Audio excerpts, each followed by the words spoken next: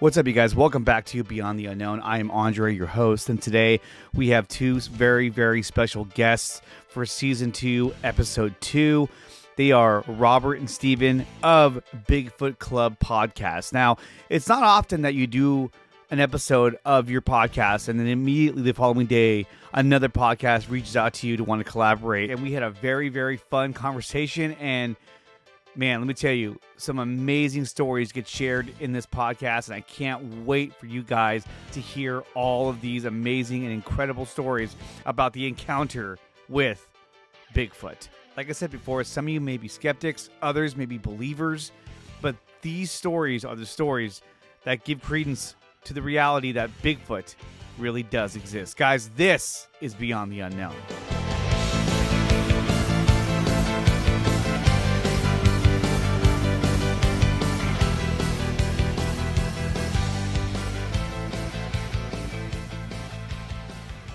What's up, you guys? Welcome to the Beyond the Unknown, Episode 2 of Season 2. Once again, I'm joined by my co-host, Daniel. Daniel, what's going on? What's up, man?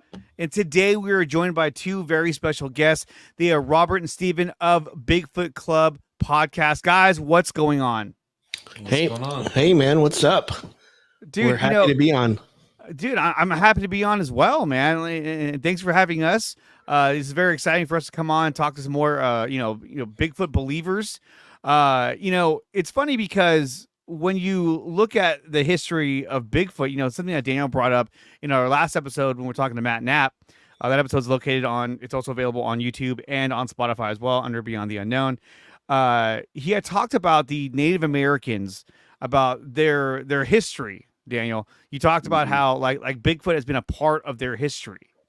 Yeah. Can you touch on that again real quick? Because I thought that was really interesting, that aspect of Bigfoot. Well, I think it tied back to a little bit more about myths and stuff that you only hear about in books, and just kind of even though things happen in the past and you haven't been able to actually find it, it doesn't make it fake, right?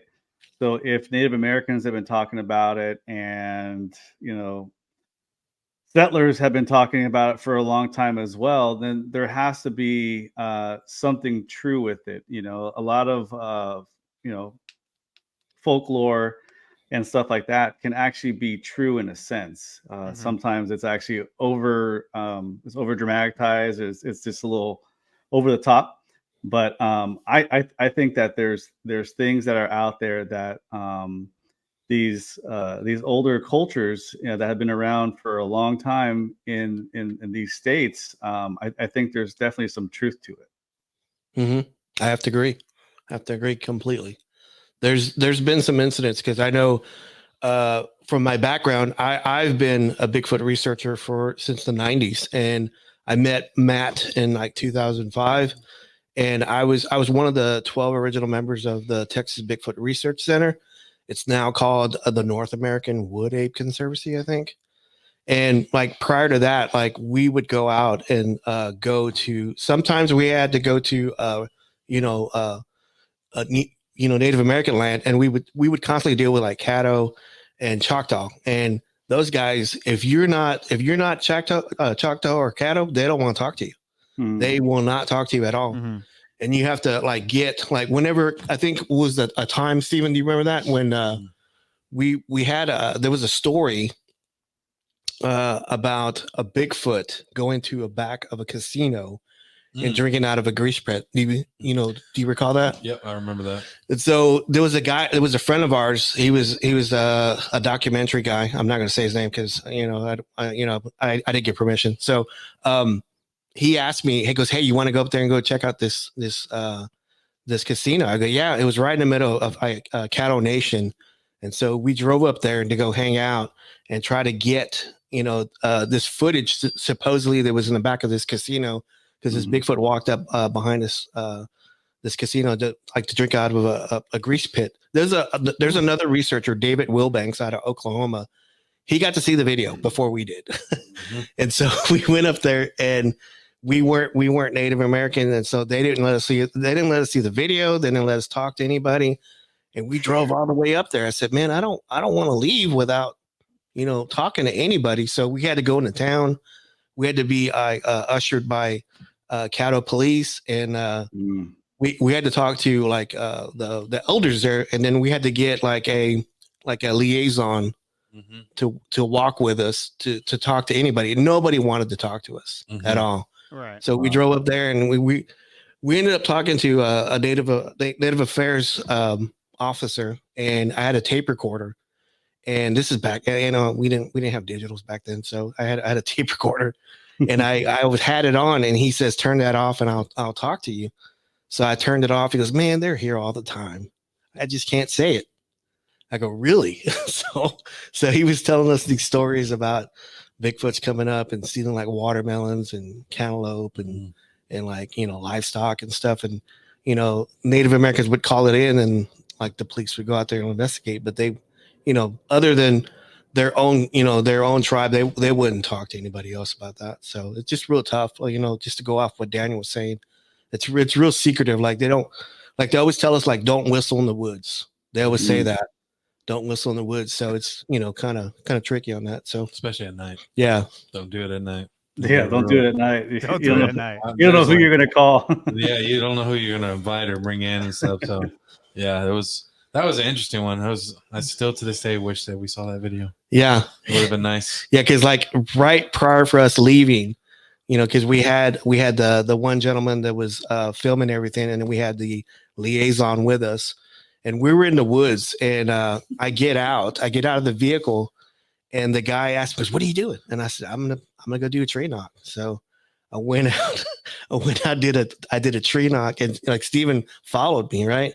And they go, Steven, where are you going? He goes, I'm gonna go be with my uncle, right? Yeah, I was like, if anything happens, I want to be right there. So yeah, come on, man. Yeah. So they were at the time I was like 16, and they were like in their 30s. Yeah. Like, nah, man, I'm staying in the car. So I go out, guys, and I do like 3 tree knocks, and then I do a yell, and within 20 seconds. Yeah, you got a response. We got to yell back. Response. And our liaison goes, it's time to go. We should probably go. And it was like 6 something. Yeah, it was about to be night, and he's like, you guys, really need to get out of here whenever it's like before nighttime. Yeah. Like, so okay. Oh my God. Yeah, like it was really bad, and it's like that person's from there. Yeah. So I didn't. I guess we didn't want to make them uncomfortable as much as they were already. Yeah. It's interesting. I wonder if they have evidence of Bigfoot that they don't share. Yeah. Oh yeah. They're trying to protect it in a way. Yes. But you would think too is like, and this is the more cynical side of it. If they wanted to make some kind of profit, you would expose the fact that, hey, Bigfoot is here. And it just bothers me so much that Bigfoot has become such a taboo, where it's like, if you talk about Bigfoot, it's like, oh, here we go. Like, I mean, this is totally off topic. Well, sort of. Like today, my in-laws were over. We're having breakfast, and he goes, so what's the difference between a Bigfoot and a Yeti? I was like, what are you talking about? Because it was hell random. I was like, what? And like, oh, I heard you were doing, a podcast about like Bigfoot and stuff. What's that all about? And so I talked to them about it, but again, it's like the first inclination is that like, oh yeah, that doesn't exist. You know what I mean? It's kind of like, well, dude, with the amount of reports and stories that are out there, it's kind of like, look, it's hard to say that something like this doesn't exist out there. I mean, you want to tell me that everyone thinks that they see Bigfoot when it's really a bear? I highly doubt that. Yeah. I met John Bennernickel. He's a wildlife biologist out of British Columbia. He's already passed already. But he came down for the Texas Bigfoot Research Center's first Bigfoot conference. And he's got one of the best books. Like if you're like a beginner, like in Bigfoot, I would highly recommend getting his book, because it's a really good book. Yeah. And I asked him the question. I said, how come we can't film a Bigfoot? What's the deal with that? And then, he says, Rob goes, well, Robert, you have to, he goes, a deer is like really has a really good sense of keen smell and sight and hearing, but it has a small brain. He says, Bigfoots are the same thing, but they have a big brain. So if they don't want you around, if they don't want to be seen, they will go. And if they want to be seen, they will let you know. You know, they will, because Right. I think at times they pick and choose people. I don't know why, but they pick and choose people to let them see them. Mhm. I don't know why, but that's just one of those things, like, you know, with the veil, thinning of the veil, you know. So Mm-hmm. there's just a lot of there's more like I think Matt said before, there's more questions than answers on stuff like that. So Oh yeah, for sure there is. I so mean, and I mentioned it with Matt. It's just I think there's a lot of curiosity that comes with that species, mhm. because you always hear about them. Well, you don't always, but you hear about them a lot more, like peeking through the bushes, peeking around trees, walking away from something. But you do hear them, but they're less infrequent, of more like, hey, right in your face type of experience, Yeah, where yeah, like this guy just came swinging out of a tree and just jumped right next to me. And I was like, no, you don't hear that very often. It's more of like, it's a curiosity, that got the best of him. And then, someone ended up seeing him. So, yeah. it must be quite the experience, running into something like that in the woods, You either know, day or night. absolutely, because, like, you know, I've researched a lot of stuff, and I'll say this: I've did it in Texas a lot, in East Texas, over in uh, Lamar County. I've done it there, and Mm. it took me about 6 months, because I knew there were Bigfoot there, because we were getting sighting reports out of there, because our first sighting report out of there was because inside Paris there's a Campbell Soup factory, and it's right next to Pat Mays Lake.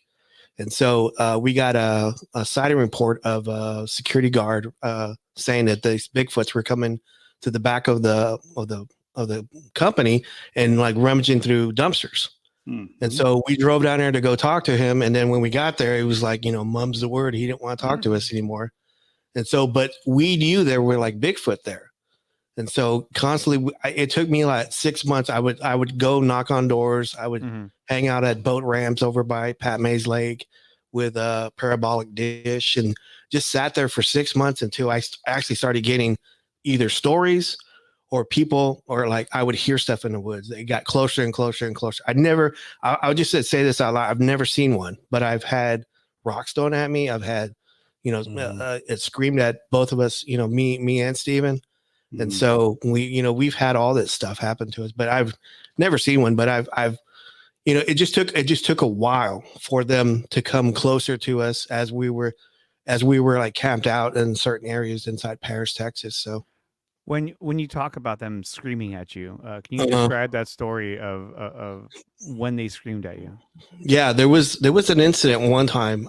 Stephen, you weren't with me. Mm-mm. We were in Oklahoma and at this town called Moyers, and it's right on the edge of the Kiamichi Mountains. And so, they call them mountains, but they're really just big hills. Right. So, so you have to own property to be like in these Kiamichis, and you have to have, and I had a buddy of mine, he had a cabin up there. So we went up there to go, spend the weekend, clear out his cabin, cut some firewood and stuff. And then he was telling us there's a dam down the mountain. He wanted to go check it out, that the owner had built so for people couldn't go there and fish. So we walked down there, Mm-hmm. and once we walked down there, I smelled like rotten eggs, like garbage, Mm. like pee and like wet dog. You smell it. I go, do you smell that? Yeah, And we go, that's a yeah, common smell, the wet dog. Wet yep, dog. Yeah. Yeah. yep. And so there was this tree line that's probably like, I don't know, maybe 30 yards from us. Mm-hmm. And then we would hear these growls, just whir, whir, whir, whir. And like, I go, that's not a pig, right? That's, and it just got louder and louder and louder. And as it was getting louder, it was vibrating our chest. And so at that time, we didn't have any weapons. This thing sounded really, really angry. I was real early, like in my Bigfoot research stuff. So I think the older me would have just like stood there and just like, okay, come out, whatever. And like Like, let's do this. yeah. Yeah. And so It's time. the younger me says, okay, we're leaving. So we started walking up this hill. And at that time I was out of shape and I could not run up this hill because it was just too steep. Mhm. And I remember that hill. I remember Yeah. in high school when you showed me that hill. Going down was so easy. I was like, oh, they had this is what they're talking. And then going up was a different story. I was like, oh my gosh. Yeah, it was steep, and like, you know, let me just say this, guys. On the way down, you know, it had just rained, so there was gravel and there was mud and there was puddles, and so I was looking at every puddle, every piece of like mud to see if I could see footprints. There was no footprints going down, and as we were coming up, there was now footprints parallel to the you know, our track, and I go, that wasn't there before, and like some of the water was moving still, you know. Wow. and like these puddles. Mhm. And so we could hear it growling and getting louder and louder. And then for some reason, I don't know why I did this, but I just yelled really loud, okay, we're leaving now. And so it stopped. And like we went up, you know, went up the trail back over to the cabin. Later on that night, you know, we got some rocks pelted at us throughout the night. And the back of the cabin was slapped a couple times. Oh shit. Would you have laughed if whenever you said, okay, we're leaving now, it was about damn time. Oh yeah, then it's like, whoa, run! Okay, this is not a Bigfoot. Yeah. They can talk. I don't think it's not. It actually is a Bigfoot. Yeah. But So, even that story yeah, alone, like the growling you were talking about how you can feel like vibrating in your chest. That's how deep and kind of bassy that the growl was. I mean, there's not a lot of creatures out there that can make that type of, you know, vibration and noise. I don't even think a bear in would the do US. that. Yeah, you know, because like I was telling you like prior before that I did like 20 years of research, and then I was a case director for a paranormal group for like 10. And I had another podcaster tell me when I was being interviewed by them, I was comparing ultrasound to what's the other one? EMF. EMF. Mm-hmm. And she says that sounds like the same, because like, you know, whenever you get bombarded by EMF, everybody's different. I always say this all the time. You know, everybody has like different feelings. They get lightheaded, headaches, they get nauseated, you know, they get scared. And the same thing is with you know, that ultrasound. And there's no data for this, but there's like only like whenever I interview people, I would go back and talk to them. I said, were you scared? Were you nauseated? Did you have a headache? And they go, yes, I did. I go, that's just funny how you asked me that. So I think that, you know, that's where the world of the paranormal and Bigfoot kind of cross a little bit, is that same EMF. Because there's been like hundreds of stories of Bigfoots being attracted to cemeteries. Why? I always wonder that. Why? Is it because there's paranormal activity there? And then like on our show, we've always said that, you know, if Bigfoots are flesh and blood, eventually they have to die. Okay, right? Right. Why wouldn't they have a ghost? Because like there's some people who say, I've seen a Bigfoot and he just vaporized and disappeared.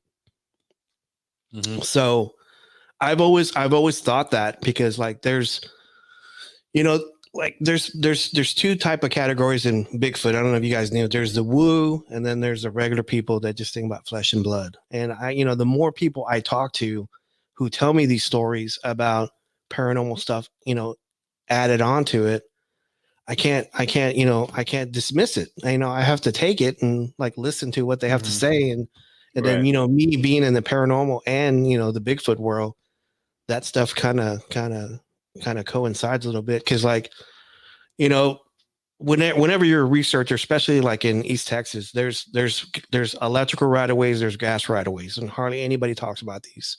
But these are avenues that Bigfoots and game use to cut through a county. And so there's a lot of EMF in that area because you got power lines going through there. Yeah. And I hear, you know, lots of stories of hunters, you know, using that and setting up, you know, areas to, you know, like tree stands and stuff. And then they get chased out of there by a Bigfoot. And I was talking to Steven about this. I said, maybe they're weaponizing this. Maybe they're using that strong EMF to scare the crap out of people, because people are scared of them already. Oh yeah. And there's some stories that I've heard on other podcasts of hunters running out of electrical right of way and just shooting behind them, and that's like a no with hunters. They don't do that. You can't do that. So what would scare these hunters so bad that they just like start firing behind them? They don't even care. So we had always thought, I said, well, maybe they're weaponizing this area, like this gas and electrical right of ways, because that's just something that you can think about, but there's no data for that. There's no way of proving it. No. So, but I just go ahead. I'm sorry. No, go ahead. Go ahead. Sorry. No, I was just saying that, that has always intrigued me, that those stories like that. And then Bigfoot stories of them doing strange things. Like, because like you always get the story of like a someone driving down the road, a Bigfoot crosses the road, they see it, they get scared, they drive on. Or, a hunter's out in the woods and he sees a Bigfoot, he shoots a deer, Bigfoot comes up, scoops up the deer, takes off. But I've always been interested in stories like facial expressions, things that Bigfoots normally don't do.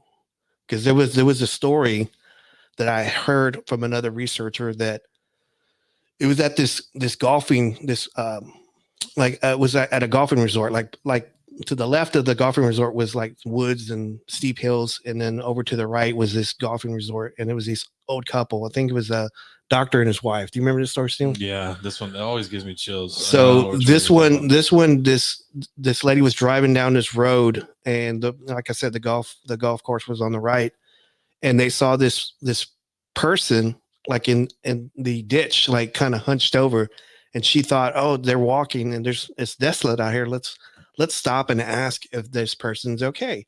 Uh-oh. So she stops, rolls down the window, and says, do you need help? And it was a Bigfoot in a really deep ditch. And it turned and looked at her, and she just gasped. And she just went, and then this Bigfoot did the exact same thing, and then ran up this steep like embankment. And so I think one of my buddies took this sighting report, but the doctor, the guy that was the passenger, the wife was driving, and the passenger was like an older doctor that was doing business in town. So he didn't want his name out because he didn't want to get discredited and people not come to him and stuff like that. But stories like that's I've always been interested in stuff like that. So that reminds me of a story. Oh, sorry, Andre. That reminds me of a story I heard recently where there was two guys, and I believe it was in Arkansas, and this happened about 20 years ago. One of the guys was playing college baseball or for like a junior college of some sort, and they like to hunt. They're in their early 20s. They go out in the woods to try to find some desolate area to kind of set up a turkey hunting area.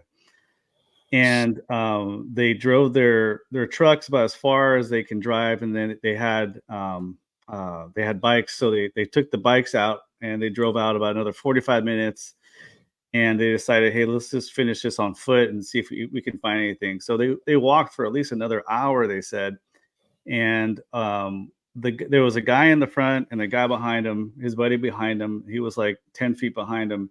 And the guy in the front had a rock thrown at him. And they both stopped and they looked around, and they even said, hey, knock it off, show yourself. Because they thought it was just some dude out there. But he was just like, there could be no one out there because we're deep in the woods. And he's like, we're basically on like private land out in the middle of nowhere doing things that we shouldn't be doing.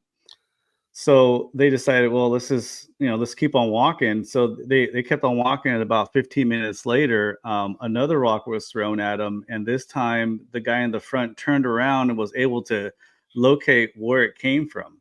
Mm-hmm. And he said that he saw a hairy man, basically a Bigfoot out there. And he said that he was standing next to a tree and really long arms. Past his knees, he can see his face. The skin was kind of gray, he said, and he can tell that it was a male Bigfoot, which is interesting because you don't hear that very often. People who see them be able to identify, is this a male or a female? I mean, you would think a male Bigfoot would be showing off a little bit here and there. This junk you talking about? Yeah. So So he waited about 10 or 15 seconds as the Bigfoot dashed out of view, and he's like, man, I ran up that hill as fast as I could. I was literally up there within I was up there less than 30 seconds, and when I got there, there was nothing. There was nothing up there. It's like it disappeared. And he said that he's like, I don't know why I felt it, but I felt static. I felt static up there. Like there was like a static charge. And he goes, now when I go in the woods and if I feel that static charge, I know that there's one around. So it just kind of ties back to the power lines and kind of what you're talking about. Yeah. I've heard stories like that that's associated to something like that. Now, let me ask this question. So, do you know in the story, did the hunters continue to hunt? Did they get? No, they bailed out. They bailed out. On it? They're like, we're out of here. Yeah, they booked it. It sounds like to me that these guys were infringing upon its grounds, its hunting grounds itself. Yeah. So it was likely telling them, hey, this is ours. Maybe you need to go. Yes, it's time to go back, boys. So what's funny is that the story, if you continue to listen to it, they leave because his buddy was scared shitless. He wanted to keep looking for it, but his buddy was like, hell no, I want to go home. So they went home, and then he went back out there a week later, and the road that they took to get out there had a gate on it, and it was locked all of a sudden. So it got kind of weird like that, where like all of a sudden now there's a gate, it's locked, and he wasn't able to go back there. But the cojones on that one. Yeah. Major, man. I was like, hey, that's good enough for me right there. He went after it, like, yeah. I want to hang out with that guy. Yeah, it's like if I'm that hunter, it's like either I'm going to shoot it or I'm going to run. Well, I'm not going to run at it. Unarmed, but still, like to have the balls to go chasing after something that that menacing, and that's insane. And and the fact that they came back and there was a gate, again, it kind of leads to that same talk of like, why? In some cases, it feels like there's a bit of suppression when it comes to Bigfoot and its appearances. Like, there's an encounter, and then for some reason there's like you said, a gate. That blocks out, that road. And you're like, who's doing that, and why are they doing that, and why are they suppressing the information? Bigfoots have their own HOA. They do. I wonder what state that was. I wonder what state, because like I think it was Arkansas, if I remember. Okay. It was, or Alabama, one of those kind of states. It started with an A. With an A. I can tell you off experience that it wasn't Alaska. I'll tell you that. Okay, I can tell you off experience that dealing with Texas. I've got harassed by game wardens and park rangers all the time, and really? I had a buddy of mine he was a retired constable, and he still had his radio, and so whenever I was in the area, he would call me on my cell, and he goes, "Hey, are you in town?" I go, "Yeah." He goes, "Man, the chatter's all over the radio about you guys being out there," and so we would go down these trails, and I think they had like these markers that that would trigger whenever our car would pass. And so there was a couple of times we would go out to an area. I think it was in Sulphur Springs, Texas, and we would get stopped. We would get approached by game wardens and park rangers. And like in the very beginning, I used to say, "Oh yeah, we're like Bigfoot guys," and they would hang out with us until we left. They wouldn't let us do anything. So after we would move around, and I would change, because at the time I was going to school, and I had a student ID. So I just kind of lied to them. I said that I was doing a paper on deer migration, and I was doing soil samples. So they go, okay. Like, and I'm studying ants. I'm like, oh, okay. So they just left us alone and stuff like that. But, I can know offhand, because they won't talk about unclassified animals at all. They just they don't want to. That was smart. The deer migration. Yeah. That was very smart, man. Thanks, man. I get them every now and then. Yeah. Was that a freestyle one, or was it? It was. I was spitting it for because I was going to school, and I said, "Man, what's the deal?" And you had a student ID. So He asked for it, and I pulled it out and showed it to him. It was DeVry though. It was like. DeVry University. He wasn't smart enough to figure it out. Yeah, I'd have been like, so does this have something to do with like electronics or electrical? Yeah. Or? Yes, No, yes, I no, do. Electronic deer. Yeah, we're Yeah. trying to make game cams. Yeah. Hey, I wanted to ask you guys a question. So, Yeah, go ahead. what made y'all pick this topic beyond the unknown to Oh, do that's this awesome. podcast? What's the base on it? So I have my other channels, Mm-hmm. uh, but I always had a fascination. So did Daniel as well. But I always had a fascination in the unexplained, paranormal, extraterrestrial, and obviously cryptics, or cryptids that is. And Bigfoot in particular. Growing up, I remember we used to have these set of books. You remember those books, Daniel? The ones that mom and dad got from Costco way back in the day. And these Oh books yeah. had like UFO. They had the legendary Bigfoot pictures and all that stuff. And it always just intrigued me. I Mhm. always wanted to kind of dive into this topic to find answers, to talk to people, to understand different perspectives of these topics. And so I started doing this last year. And then this year, after we started doing our our sports channel, I asked Daniel, I said, "Hey man," I said, "would you want to come on there with me and do some of these interviews?" And he was like, "Yeah, dude, let's do it." And it just makes it that much better because before it's like, I was doing this by myself and just talking to different people, that That's I would tough. meet. And it's Mhm. tough, but when you have a co-host and my brother, it makes it that much more funner. Uh, so that's what got me into this. I've always, with me, I've always had a really big fascination with UFOs and extraterrestrials. He's always been more of like the Bigfoot guy. Mm-hmm. And like I was telling Matt, not too long ago, I had reached a point where I said, you know what? I don't know if Bigfoot is real because we would have found it by now. We would have had images by now. But the more and Yeah. more I listened to not only his podcast, but other podcasts and other stories and research, I started to, tell myself, you know what? I think this creature really does exist because why would you have this many eyewitness accounts? People, coming out of nowhere to tell their story, to not make a single dime off the story and to put themselves in a position of ridicule. Yeah. But they Absolutely. want to tell the story because the amount of trauma that it can cause an individual to see something like this, where you see something that you cannot recognize, you cannot identify what it is. And I think that, this is something that has existed for a long time. And when you look back at, at art from the Middle Ages and from before, you would Mm-hmm. see, images of what looks like UFOs in the air.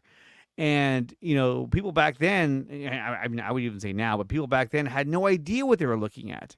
They don't know what a shiny object in the sky is. They talk about these chariots that would come down from the skies, but they only knew that's all they knew how to describe what they were looking at. Mm-hmm. And so when you have encounters where people see these things and they still cannot figure out what they're looking at, but they know, but they lock into the main details, the hair, the size, the size of its arms, its face, if they get a good enough look at it. So there's definitely enough eyewitness accounts that tells me that this creature does exist. And when you look at where it exists, right? It's not just like, oh yeah, there's been a ton of sightings in Oregon. No. I mean, like when you look at a list of like some of the top places that have the most encounters, you're talking about Washington, California, Florida, Ohio, Illinois, Mm-hmm. Oregon, Texas, Michigan, Missouri, and Georgia. This creature exists throughout the country. Pennsylvania, New York. So and when we talk about how we don't see their corpses laying around, right? Mm-hmm. No, obviously they're in the deep woods. So if one were to die, the decomposing, it would happen fast, or decomposition, that is. But if these things are living, in groups with one another, they likely bury their dead. They likely dispose of one of their dead's bodies in its own way. And I think that there is a level of intelligence as much higher than like a gorilla. I think these things are able to communicate with one another. I think they have traditions, and the fact that they are extremely good at hiding from human beings and disappearing just like that. Right now, we talk about paranormal. We talk about, the static electricity and, other factors like that. But when we talk about just, you know, cold hard science of what they're doing, they are literally going out of their way to stay out of sight from human beings. And the only way they would do that is if they were able to communicate with one another and pass down that tradition of don't make contact with them, don't get near them. Human beings are only trouble. They only bring, pain or fear. Just avoid them at all costs. Yeah. Because I mean, we see bears, right? Bears, if they think there's food in your campsite, they're gonna walk in your campsite like, "Hey, what's going on?" And Yeah, they they don't will. seem to care unless you scare them off, in some form or fashion. And if a bear wants food, it's going to come out in a parking lot. It's going to come out in someone's residence because it doesn't care. It's like, well, I'm looking for food. I don't give a shit about you. But these creatures don't do that. And so the only way that I could rationalize why they would stay hidden, why they would stay out of sight, is because they have a higher level of intelligence in which they can communicate with one another to say, stay in the shadows, stay in the darkness, don't let yourself be seen. And they've done it for thousands of years. And I think I have to agree. I have to agree with you on that. Yeah. It is. It's almost perplexing how, and like I said this before, it just brings more questions, and it's like, why are they here? Because like anytime, like my mentor Luke Gross, whenever we were going to look at like a sighting area or an area where a Bigfoot was at, he'd always ask us, why was it here? Okay, work backwards. Why was it here? So we had to research area, like in this area. I said, okay, was it an older Bigfoot? That there used to be a fish hatchery here? Was it that someone used to grow corn or cantaloupe? Do the research. What was here that causes this Bigfoot to come through this area? Like, because there'd be some areas that say, why is the Bigfoot coming through here? And we would just think that way, and it's just like, I don't know. It's just we had to think outside the box most of the time on stuff like that. But the question I was going to ask y'all is, had you guys ever had an experience, whether it's like cryptids or UFOs or paranormal? Have you guys had any experiences? Well, I mean, just to kind of back up and kind of give you a little history about myself, but I will answer that question next. I first got into Bigfoot. I'm actually his older brother, to be exact. Did I say you were younger? Yeah, what? Did I say you were younger? No, but I am the older brother. But yes. We call it. I think it was like, honestly, it was probably Harry and the Hendersons that first got me into it when that thing came out. I was so young when that came out, but good movie. A great movie. But ever since then, you start picking up documentaries. My wife thinks I'm a total nerd because I watch documentaries on Bigfoot all the time. I got my kids into it. I've gone camping up in Lassen State Park for many, many years. Shasta, Shasta Forest up there. And I'm the only guy that does the Sasquatch calls at night.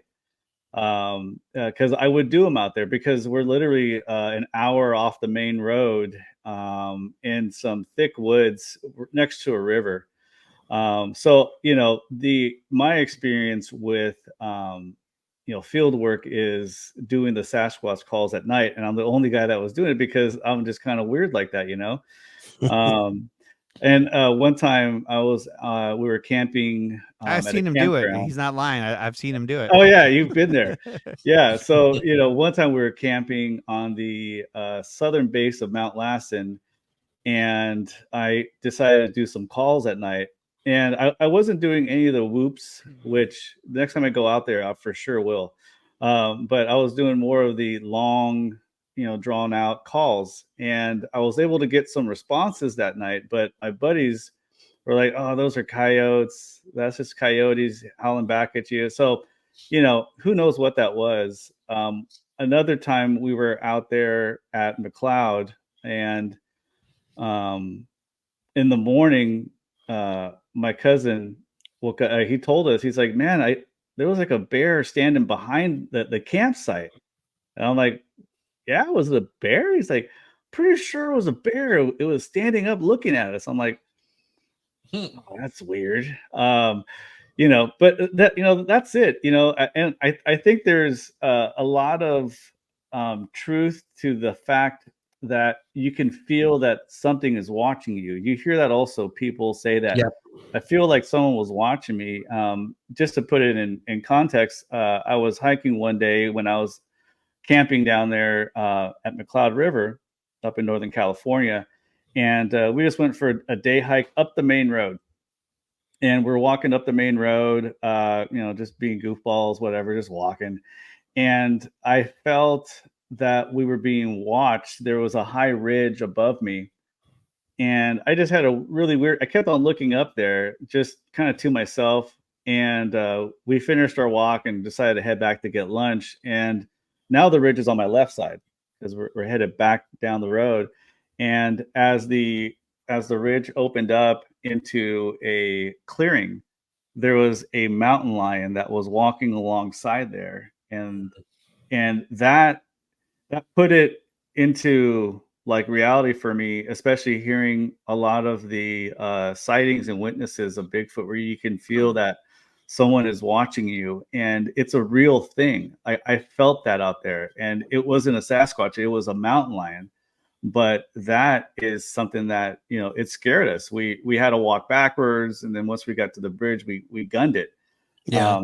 But being watched while you're walking in the woods, you can feel that. That's a Did real you thing. did you feel like nauseated or headache or No, lightheaded or anything like that? no, none of that. No, I mean, Okay. I might have been lightheaded because of camping too much, Mhm. too many beers, but those things. That's a whole different world. But no, I didn't feel any of that. It was just a feeling that someone's watching you. Right. Okay. So any paranormal incidents or anything like that growing up in an old house, anything like that? I never had anything that really stood out to me like, oh, that's a ghost. I've had weird things happen to me where you're sitting there and all of a sudden you hear a voice right next to you, and it's like really like loud, Mhm. and you're thinking, am I the only one that heard that? But it sounded so real that you're like, man, what is it? Just my subconscious? Is it my mind playing tricks on me? But really just kind of stuff like that. Nothing where things were moved from where it was prior, or anything like that. Not that I don't think that exists. I think there is truth to that, because I feel that we all have spirits within our body, and sometimes depending on the kind of event you have in life and your ending of your life, that spirit can leave an imprint on where you were. And I always use the example of, if you put in an umbrella, or you put something over some grass and it's a hot day, and when you pick that off the grass, there's an impression of that. And That's a good that way to to put it. me, yeah, that's kind of the way I think about it, is if ghosts do exist, it's an imprint of something that was there, and it's usually a person that was there. And I feel that people have spirits, and that's what really ties me into Bigfoot. Like you said, flesh and blood, or what was the other said? You said woo. Yeah, the woo people believe that there's portals and dimensions that they step into, Right, and right, yeah. So um, I don't know much about that, but I feel that if it's flesh and blood, then that is a connection I can have to it, yeah, because it exists on Earth, and that's kind of how I look at it. there's one particular story that I was doing, and it was this gentleman. He was a contractor of mine, and he used to wrestle. So he's a big dude. He's a big burly dude, and he actually wrestled Andre the Giant Oh, up in, I think, either Georgia or Atlanta or somewhere, Atlanta, Georgia, or somewhere, or Tennessee or something. But Big time. he was going out to East Texas to go confront his brother-in-law about working, and his brother-in-law lived out in East Texas, and he said he had a critter problem. And he said that this thing jumped out when they were walking to I think the river to go get a fish trap, because that's how he was supporting his family, was hunting and fishing. So they were walking out to go get a fish trap, and this thing jumped off a ridge and landed in front of him. And when he was telling me the story, he said it landed in front of him. And then I said, I go, did it show his teeth? He goes, yes. I go, did it rock back and forth? He goes, holy shit, man, were you there? So I go, continue. So he was telling me the story, and he said this thing was like 2 Andre the Giants shoulder to shoulder. That's how big this thing was. Huge. And he said when it stepped into the woods, he said, and this always stuck with me. It just bothered me too. He said the woods swallowed it up. He said that it was like behind trees, that he knew that this thing was so wide that you could still see it, but he couldn't see it. He said it just stepped into the woods and it disappeared, but he could hear it, and he could see like trees were moving, and they were like going the opposite back to their house. And this thing was like, he was trailing them. It was kind of like shadowing them out. And so whenever he told me that story like that, I go, this wood swallowed it up. I go, swallowed it? He goes, yeah, it just disappeared. You hear that a lot too in a lot of stories where they simply almost just like kind of walk backwards and let the forest just sort of inhale them, and they're just gone. Yeah, because this guy, he never told anybody. He never told his kids, never told his wife, and I think he got divorced for it. Because he wouldn't talk to his wife about it. Wow. And then he had heard that I was into Bigfoot, and then he called me and goes, hey man, can I talk to you about something? And this was like 30 years later. I said, yeah. So we ended up talking like 8 hours on the phone. And he says, I just want to get this off my chest, man, because like this has always bothered me. He had night terrors. And so I explained to him, I go, that this thing was not going to kill him. And he didn't believe me. He goes, man, I don't believe you. I go, if it really wanted to kill you, it would have done it, because this thing moves so quickly. And he said, I go, you just stepped in its way to get food, because, that fish trap was his, and it was providing for its family. And so when you encroach upon his grounds, he's going to come out, he's going to show his teeth, he's going to rock back and forth, he's going to shake trees and bushes, and that's just part of it. And then he realized that. He goes, oh man. And then he stopped having like these night terrors. And I, even to this day, I still talk to him, and I ask him, hey man, what's up? What's going on? You doing okay? So there's a few people that I've helped throughout the years that I still talk to, and I try to help them out the best I can, because I kind of got to a point, and Steven knows this, that, I quit trying to like prove they exist. And I just try to help people, because there's people that seen this animal or this thing, and they have a hard time coping with it, because they can't go, sometimes to their spouse or their family or their local law enforcement or whatever. So I try to be Bigfoot Club tries to be a conduit for everybody that, that has these kind of experiences. Because like we end up talking to some people, and they never want to come on the podcast. They just want to talk. So we end up talking to them anyway, but we don't record it. So we end up talking, just, helping people out, trying to deal with it. So that's kind of how, we see things and stuff like that. So yeah, and I think that's really cool, because I mean, just listening to you guys and your sincerity, and talking with Matt, and just other folks that I've been watching and kind of listening to as I'm working or something like that, or driving home, you can kind of hear that now, where it's like, tell your story if you can, right? Because we want to know, but it's also a way for these folks to get this off their chest, to talk to someone that's not going to look at them sideways, right. Because that's a common thing. Even when I can talk to my buddies about Bigfoot, they just laugh. I mean, I have a Bigfoot snow globe on my desk at work. I've had it for years. I'm one of those guys. It's just like, oh, you got it, Bigfoot. I'm like, yeah, why not? Yeah, I mean, try. Let me just tell you. Like I was doing this before the internet was fast. I would go out to counties, and I knew Bigfoot were there, and I had flyers and I had cards, and I would go knocking on doors, and people would just slam the door in my face. I knew Bigfoot was in the area. They just didn't want to talk about it. Yeah. And so I end up, talking to people at Walmart or the gasoline station or like a tackle bait shop or something. People goes, "Hey, you guys are the Bigfoot guys, right?" And I go, "Yeah." And goes, "I got a story for you. Let me tell you." So they'll come up to us and start talking to us. So, especially if you're at a Bigfoot conference and you got a microphone, boy, you get hit up by a lot of people. Go, "Hey, I got a story. I tell you." I go, "Yeah, go, let's go." Mm-hmm. So, but doing the work in the early years, like that's how I met Matt in the field. We were boots on ground. That's how we did it. We did it before the internet, because we were doing it before Facebook, before Twitter or X, whatever it's called now. And we were doing it like it was Yahoo e-groups. It's probably, I don't know if you remember that, Daniel. So it was e-groups. That's pretty old. Yeah. Oh, come on. Well, I'm just saying, like those don't exist anymore. Like they don't. They don't. Yeah. So we were doing all that stuff, and that's how we were communicating with people. Was through e-groups, and I think it was another one called Firefox or something.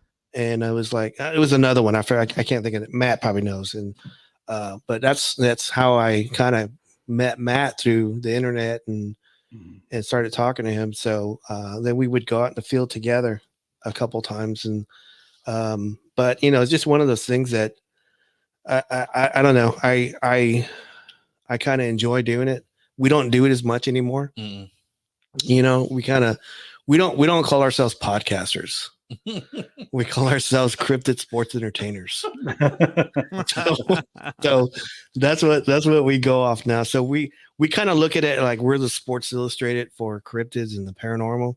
Yeah. Because we've done it. We've been in the field. We've done that stuff. Yeah. But I mean, when you look at the amount of creatures / animals that exist in this world that have been undiscovered. I mean, you think about what lies at the depths of our ocean. Like only a small percentage of our oceans have actually been explored, and so there's a number of species of animals and sea life and creatures that lived in the water that we've never even seen before.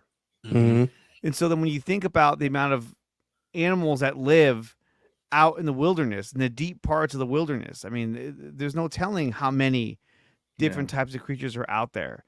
And so when it comes to a creature like Bigfoot, I mean, these things live deep in the woods. And there are a lot of encounters where they're not alone. There's one, there's two, there's three. I mean, they seem to live in groups. Sometimes they're seen on their own. Sometimes they're seen in multiples. Yeah. And so we've got a couple stories that that we talk about Bigfoot penis a lot. Hopefully we can say that on your show. Can you say that on the show? Yeah, go right ahead. There's a couple stories, and then I think Bigfoot Club is probably the only one that actually talks about Bigfoot penis. So, Bigfoot penis. Well, hey, remember I brought it up earlier. Yeah, he did. Yeah, you sure did. Come on, man. All right, come on. It's a real thing. He was showing off. Yeah. There was this story, like when I first got with the TBRC, and we were trying to get local, like Texas, eyewitness reports, but we were getting them all over the country. And we got this one in Kentucky. And at the time I was working for Sprint. And so I had this like 1-800 number that, we could call, everybody could call in and just kind of conference call. And so we had this lady call in, and she was living, and I can't remember. I think the edge of Appalachia. And she was like in a trailer off a big hill or big mountain or something. And she was telling us that, she was saying, Bigfoot wants to have sex with me. And we were asking what? And like, it was like three of us. It was like myself. She can't handle Bigfoot. She can't. No. But she was telling us this story. And like, I was with my mentor, Luke Gross, and then another researcher. He's not around anymore, but he's passed on. She was telling us that he was coming down, and we asked, why do you think he wants to have sex? She goes, well, I can see him coming down the mountain, and his penis is bouncing and it's glowing.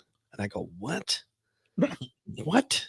And so I turn to my mentor and I go, is that possible? He says, well, Bob, there are some phosphorescent mushrooms in the wild. Bigfoots could, put their hands on them and then touch his penis, it's possible. And so she said he would come and like he would like bang on the trailer, try to get in, and she would yell at him back. And at that cat time, and mouse game, huh? yeah, it's like she's playing hard to get. So he's knocking on the wall with his old pecker. Come on, let me in. So give you some Bigfoot knocks right here. Yeah. He was probably knocking with the penis. But anyway, I don't need a log. So we couldn't help her because she was in Kentucky. So we ended up reaching out to a local Bigfoot group, and we asked them. I said, "Hey, go help this lady." And if you can't follow through, but I don't think they ever followed through with us, and they wouldn't answer the phone after a while. They probably heard the story and were like, "What? Yeah, no, okay. no, we're good. We're good. No, we believe her. That's fine." Well, and so the thing too is that like you hear all these stories about creatures that have been seen. Like for instance, in World War II, there was I believe he was a German, not a German, but he was a French general, I want to say. They were flying over the Congo in a helicopter, and he said that they saw a snake that was about 50 feet long, and that this thing saw them and eventually lunged towards the helicopter, and they had to like make a maneuver to like get away from it. That's crazy. And they took pictures of it too. Let's see, I have it right here actually. So this is a picture of the creature. Let me pull this up. And taken by the general. That's it right there. So they were in a helicopter, and this has been analyzed by so many experts, and they've determined that this is not fake. This is not drawn. This is not superimposed. Like this is actually there. It looks like a super anaconda or something. Yeah, and they were flying over the Congo. It's just Bigfoot's penis. It's Bigfoot's penis. There we go. But again, it's like here is a creature that was living deep in the Congo that was never going to be seen, but they were flying over it with a fucking helicopter. That's crazy. Still be able to see it. Yeah, wow. It looks thick on. It looks thick on the picture too. Oh yeah. And then they said at one point that it noticed them, and that it cocked back and lunged towards the helicopter. So they had to kind of pull away because they were like, "Oh shit!" But this is the picture they got. And so talk about French tickler. Yeah, I know, right? And so like creatures like like anacondas this big have never been seen before. Wow. But you can't say that they don't exist. Just like colossal squid probably live deep down in the ocean. Yeah. And they're gigantic, and they don't need to come up to the surface unless they're dying. They're like don't know what they're doing. And so when it comes to something like Bigfoot, right? I mean, Native Americans have always talked about how there's always been that kind of, what do you call it? Like the king of the forest, something that nature, that the forest uses as like its enforcer. And a lot of times, people always say, oh, well, it's bears, like, Mother Earth put bear in the wilderness to keep man in check. Mm-hmm. But, if you look deep enough, man, it sounds more like the Bigfoot has been the creature that has always been there as like the king of the forest, especially throughout North America. And when you look at, obviously in the Ice Age, you had the massive land bridge, right? So a creature like a Gigantopithecus or something that was related to it could have easily made its way into the Americas. And then from there, just started populating the world. And something that Matt touched on in the last episode is that, if these creatures have a higher level of intelligence than, let's say, most creatures in the world, right? And they're seeing these wars, they're seeing, civil war, they're seeing, all these gunshots and destruction. And they're like, dude, these people are fucking weird. We live out here in the woods. We stay to ourselves. We don't talk to them. And, I think that's been passed down generations and generations of like, this is how we stay safe, and this is how we have to live. Right, like pass it down like howls and tree knocks and stick truck structures. But not only that though, like the eyewitness testimonies of these creatures having the ability to lay down flat onto the ground and become almost invisible. because of their fur and their color. They can blend in with their environment. I mean, there's probably so many things that they're able to do to camouflage themselves that we are clearly unaware of, or only have a slightest idea of what they do. Yeah. There's just, like I said, there's just too many stories that give credence to this creature existing. There's that story that we heard, I think it was on Matt's podcast or another one, where those kids were living in that trailer, and their mom and dad left for like 3 days. I mean, again, these are not like ideal living situations, but these kids, they went out and they were walking in the forest, and this creature, a Bigfoot, landed right in front of them. And they literally ran back to their house.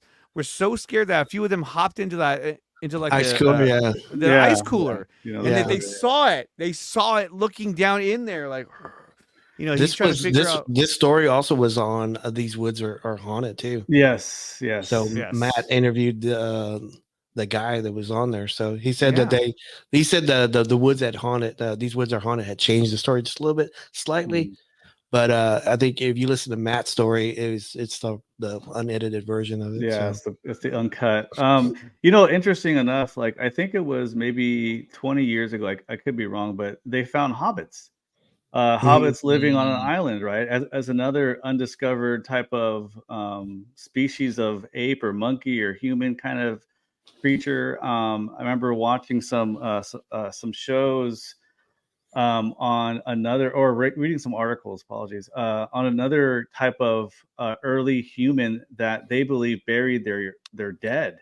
This was the skeleton remains, right? You're talking about skeleton remains? Yeah, skeleton remains in a cave. They found some drawings in there, very primitive drawings, but it was an undiscovered species that scientists didn't know existed on Earth. So I think when you tie in those type of folklore that, hey, we didn't know it was there, or maybe it had been talked about, and they find it, then why can't something like that exist for a Bigfoot? Yeah, absolutely. I mean, especially if it has the skills and ability to find its own food, create its own shelter. I mean, these things, as far as we know, don't even use fire. Yeah. And more than likely they don't, because it draws the attention of predators. It draws the attention of man. And so they're like, no fire. And these things are big and hairy. I mean, I'm sure they can keep themselves warm, but you never hear about like, oh, I walked up on this random fire and it smelled like wet dog everywhere. It's usually they don't even use fire. Because I always say this all the time, is that when you're trekking to the woods, you got to realize you have like clothes detergent, you got body spray, you got deodorant, you got leather in your shoes, and if you have a gun, you got gun oil. And so if a moose were to walk through your living room, you would know it, because it's like musty and it's wet and it just smells like an animal. So if a moose walked through your living room, you'd know it. And if we're walking through the woods, the Bigfoot's going to know it. He's going to know it before we do. Mm-hmm. So I think a lot of times whenever you hear stuff like that, whenever people see it, I think I would say this before, I think Bigfoots just kind of choose who they let them see like them. And sometimes they just duck out. So one of the things that you brought up though was that, what if, these Bigfoots ghosts are haunting these areas, right? And so when you start thinking about that, that level of, paranormal when it comes to even like a Bigfoot, right? So if they have a high enough level of intelligence that perhaps when they die, that their soul will still remain. I know we're going off into a tangent here, just like how human beings, they'll haunt. Their spirits are known to haunt, homes or areas of high trauma where somebody was killed or murdered or whatnot. So it's an imprint, So if a Bigfoot has a high enough intelligence that when they die, depending on how they die and when they die or whatnot, that they have also the ability to remain in as a spirit. And those are the ones that people see where they're able to, what looks like kind of moving through dimensions, because they're a spirit, they're paranormal, and they're doing the same things that people see ghosts do. ghosts I'm talking about, human being ghosts, that is. Mhm. And so maybe it is that because they have that higher level of intelligence that they are able to do the same things that humans do when they die in terms of being a ghost or haunting a certain area. And perhaps they take it upon themselves and say, hey, look, you know, when this one dies, you know, he's guarding that area as a spirit, you know, and that's how they kind of keep their domain safe. It's just something to think about, you know, just Right. because Absolutely. of the level of intelligence that they might be able to do that. Yeah. I love the way you guys think. I That- really, really do.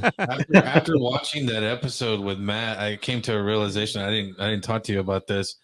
Is that maybe because there were Matt was talking about the what do you call it, the tree structure art things that Yes. each one, Yes. because Yes. why does it look the same as you know, the Bigfoot that did in Arizona or Washington Or Australia. or Australia? Mhm. I The Wally. I honestly think that when a Bigfoot comes into age, they have a tradition to where they have to send them. They have to do a migration by themselves, Right. to meet an elder who was like the oldest Bigfoot or one of the eldest Bigfoots on Earth, and they teach him. They teach him the ways of being them, and I think that's, you know, I'm pretty sure some of them didn't probably make it to go meet. You know, they got crossed along the way. I'm not too sure, but I think they teach them stuff like stuff like that, the making artwork like that, Yeah. making calls, making, you know, what is what to avoid, How to lay down. Like, I honestly think they really probably put patches of grass or of leaves Yeah. or branches on the back of their hairs, just in case if they have to lay down or lie down, that they become one with the earth or one with the woods. There's The some like native. structures, you know, the structures that they've been known to make, you know, taking huge logs and trees and creating these structures out in in the woods, you know, and then you ask, you know, how can the same Bigfoot from Wisconsin or wherever we said be able to do the same thing that hold on, this thing lost me. I'm all out of focus now. It's okay. You're talking about different locations. Yeah, Yeah, and there you so there's you know, how can they make the same kind of designs in what do you call them in California like they do in Oregon and in Oklahoma and all that? Well, when you look at it, right, what does a bee do? A bee instinctually knows how to make a beehive, and it makes it really fucking good. It knows how to do it like no problem. But that's all it does. These guys are able to not only make these structures to likely to communicate with one another or to show that like this area has been claimed by another group of Bigfoots, but they're able to do it because they've taught each other that, hey, this is how we stake claim to our area. So if another group of Bigfoots wander into here, they're going to see it and go, okay, there's another group here. Let's move on, or let's challenge them for their spot. You know, who knows? But I think that, you know, when it comes to Bigfoots, I think that that's how they communicate with one another. And I almost feel like when they see these structures, they don't look at it like, hey, I need to challenge this other male for this territory. I feel like they do that so that when they see it, they know that, oh, there's others in this area, like, you know, as a way of communicating with one another, like we exist over here as well. Yeah, You know? my mentor Luke Gross in the late 90s, early 2000s, he believed that these stick structures were, because he was like, he knew everything about the woods. He knew like the Latin name of every tree and plant and stuff. He was like all into the woods. So his belief was, and you know, it was just conjecture, that these Bigfoots were using like sticks like Mexican plum or like a berry tree or a berry branch or pecan or whatever. They were stacking them in the area to let other Bigfoots know that what's in this area. So that's what he believed. And so that's what he believed originally. And this was like 2000, 1999, 2000.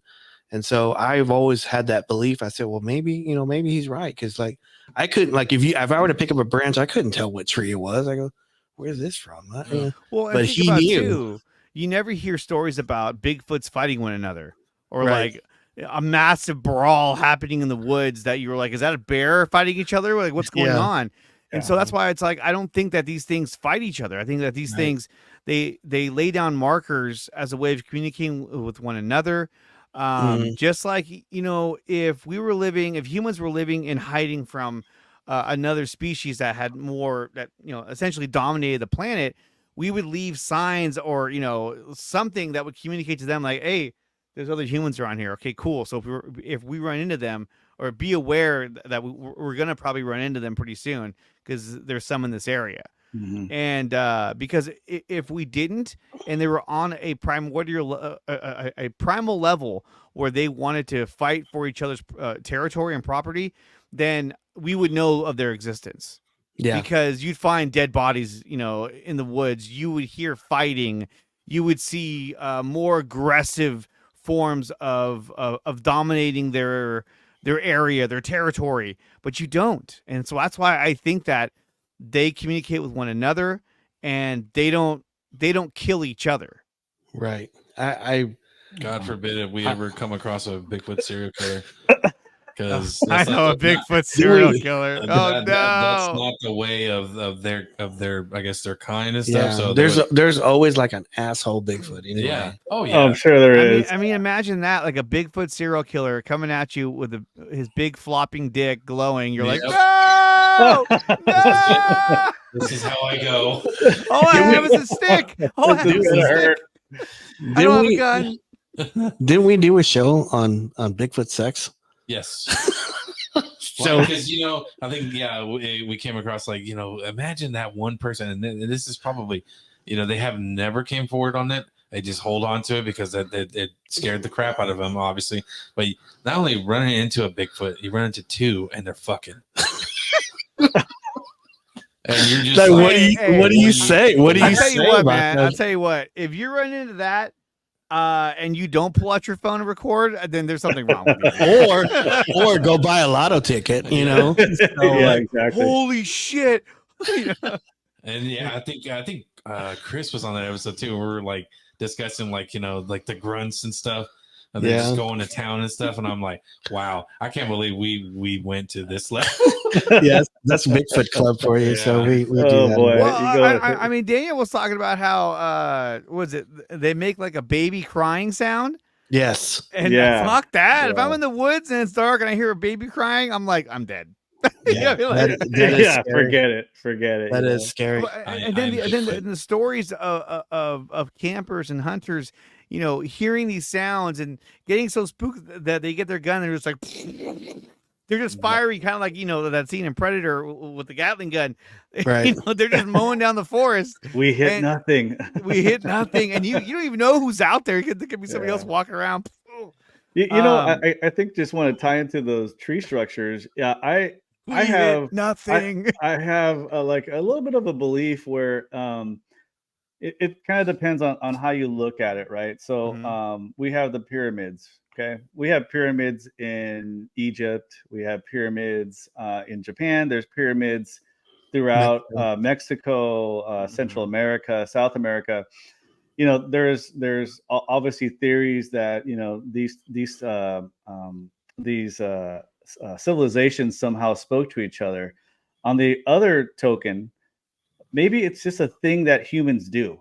Maybe humans build pyramids as a way to do things, right? As a way to worship something. It's just a natural thing that we do. And maybe these Bigfoots, when they do these tree structures, maybe it's a natural thing that they do, which is interesting if you try to tie it back to being a human versus that being, let's just say, some kind of creature. They're doing things that are natural to them, where I think, you know, these pyramids are natural to us to build, you know, these structures of stones and stuff like that, where they do worship, whatever.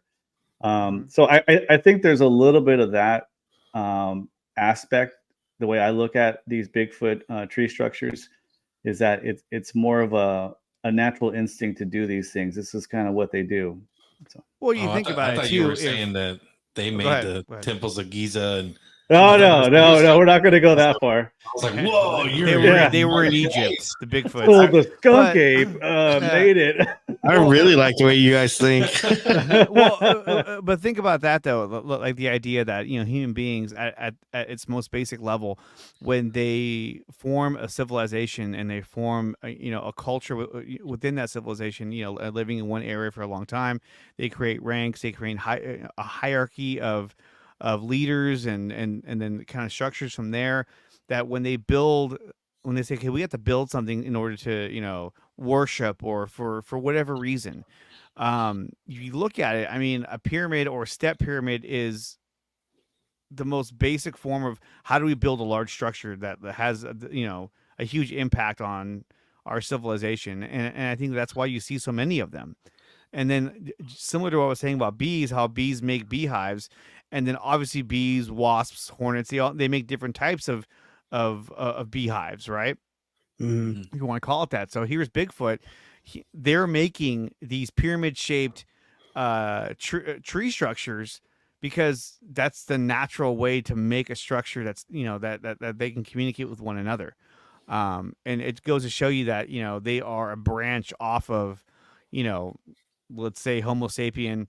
They were another form of primate that was out there that never went away. I mean, we know that the Neanderthal existed alongside Homo sapiens for thousands of years before they eventually met their end. And really, they met their end because Homo sapiens essentially, uh, made them extinct because there's so many of us, and we were taking over their hunting grounds that they began to be less and less of them. And then once their females started dying or males started dying, then it was just a matter of time. Mhm. You look at Neanderthal, and in their attempts to reproduce by, let's say, kidnapping a Homo sapien and Right. trying to mate with it, and it's unable to because now they've become so separated genetically that it doesn't their genetics just don't add up to anything. Yeah. And so now they can't reproduce with a species of human that is running around alongside them in greater numbers, right? But somehow Bigfoot, whatever species of primate or human or whatever you want to call it, they've been able to keep their numbers and reproduce and stay alive in this world. Now, how were they able to do that? How were they able to avoid what happened to the Neanderthal? Right. They're And because they're instinctively smarter. That's what I think. And so they're instinctively smarter. And for all we know, in the past, they may have had a relationship with Homo sapiens, not in terms of like, hey, baby, but I'm saying like Yeah. a relationship in which they coexisted alongside of them. So they weren't a threat to them. And so they were able to kind of coexist with humans. And as time went on, and then as more humans came from other areas, such as Europe and Spain, and well, that's in Europe too, but you see what I'm saying? Yeah. When they started to come over, that's where the separation of human and Bigfoot relations began to separate, because now humans are being faced with other humans who are trying to colonize this area, which would then force Bigfoots to say, okay, something is happening. Something is not good. There's tension in the air. We're going to go deeper into the woods and keep to ourselves. Yeah. And that's what forced them to say, we cannot continue communication with them. I mean, there's some stories of them having 3 toes instead of 5. So I mean, you kind of almost think that, well, maybe this one region they don't have any suitable mates, so maybe they actually have incest. So you can also probably have that as well. So Yeah. But just the idea of that, of like another species of human that, for whatever reason, here, especially in the Americas, they were able to coexist with Homo sapien, as opposed to being like, hey, that's another species that we can't trust, or we have to fight for food with. Instead they said, hey, we can coexist with you and we can help each other, and they formed a relationship. And who knows, maybe that deteriorated over time, but that allowed them to exist longer into into reality. Yeah, there's a story in Russia, I think it's Russia, where they captured a female Bigfoot, Yeah. caged it. I think you guys probably heard of that. And Yeah. then the guy who caught it ended up getting it pregnant, and they had like interesting looking kids, I guess. And they're trying to, check the, like the family tree and just look at all the different groups that came out of it, and they all have like these Fucking big Russia. features, So it's pretty wild to think about that, because Yeah, it when is. you hear people say that it looks like Native American or something like that, like, okay, That was well, like how in does the that look? 1800s, right? That was like in the 1800s. Yeah, or it was a something? long time ago. Yeah, so there are stories like that out there where they do intermingle with humans, to a certain degree. Yeah. And just hearing people talk, that it looked like a man. Um, that Mhm. kind of makes you think, boy, at some point did they get their genes crossed in? Yeah, I've actually had some interviews that I've done with people where people say, "Oh, well," I go, "What did it look like?" And they say it looked like a homeless man, with just hair. And then I had some other people say it looked like an ape. And Well, and that's the then, thing too, is that like you look at the disorder. I think it's called. I'm looking at it right now. Hypertrichosis, where basically you grow an excessive amount of hair on your face and on your body. And so, if somebody were to meet someone like that, mhm, others could say, "Oh yeah, she was like a monster, or she was like not knowing what they're seeing, not knowing how to describe what they're seeing." And perhaps she There's was living out there in the wilderness because of of her ridicule and her exile because of how she looked. And then he found her in the woods and said, "Oh my God, look at this." yeah, Yeah, there's that Russian guy. He shoots yeah, Bigfoot. there's that Russian. There's tribes, or maybe one tribe. I'm not sure how many tribes do this, but I've seen where they send men to live in the woods on their own, mhm, and over time they become somewhat kind of like animalistic in a way, where they're not allowed to leave the woods. They have to be out there as part of some kind of spiritual thing they have to go through. But um who knows if some of these sightings were some of these natives that were just doing their cultural practice and staying out in the woods for way too long, and Mm-hmm. getting hairy and stinking, and who knows. yeah, So I think there might be a little bit of that too. Well, the mhm, argument too that the size of a Bigfoot, the height in like 8 to 12 feet, Mhm. the weight of it, it's pure mass. People would argue there's no way a creature could live with that size in the wilderness and not be seen by humans, because bears are really big, but you see them because they don't give a mhm. shit. They're just like, huh? Well, I don't care. I'm gonna search this trash can. I don't give a fuck. But I mean, I just think that there's a higher level of intelligence and a higher level of deception when it comes to Bigfoots in terms of how they hunt, how they find their food, and what they do. And again, that lends to intelligence, that they have rules that they follow by. They've been taught by one another, like, hey, when you look for food, this is what you do, and you don't deviate from this. Yeah. I had a question for you guys, Robert, Yep. Steven, and it just bailed on me too. Oh, that's good. Have you heard any stories about a Sasquatch hunting, going after a deer, going after an elk? Because I'm assuming that a Bigfoot would probably occasionally eat meat. They're probably more herbivores than they I mean, are I would carnivores. think But at I their mean, have size, you they guys have to heard eat meat. anything like that? Most of the stories that I've Mhm. had are they're omnivorous. They're opportunistic. They eat, Mm. they eat anything from dumpster stuff, like I was telling you earlier, Mhm. to grease pits, to watermelons, cantaloupes. And I've heard of them like picking up game. Now I've never investigated any of it, but I've heard stories of them uh picking up stuff. Like one of the guys, the guy I was telling you about, the one that said the Bigfoot, the wood swallowed it up. Mhm. That gentleman had hogs.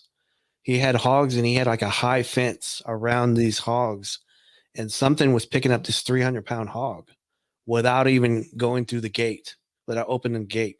It just leaned over, picked it up, walked off. So I've never heard of, I mean, I've heard of stories, but I've never Mm-hmm. interviewed anybody that said, yeah, I shot this elk and this Bigfoot came and scooped it up. You know, Took my meal. yeah, I've heard of it. Like I've read stories about it, but I've never Yeah. interviewed anybody. Wasn't there a story too that, and this one always stuck with me, is someone like saw like a deer just chilling, and then a Bigfoot came up behind it and grabbed its neck, like the base of its neck, and like snapped it back. Yeah. And then their legs, they snapped it forward, and then they just picked it up. Yeah, Like I think that one scared the crap. I was like, oh, wow. I think maybe we talked about it on the show once. I think okay. it was a story from another researcher or Mhm. podcast.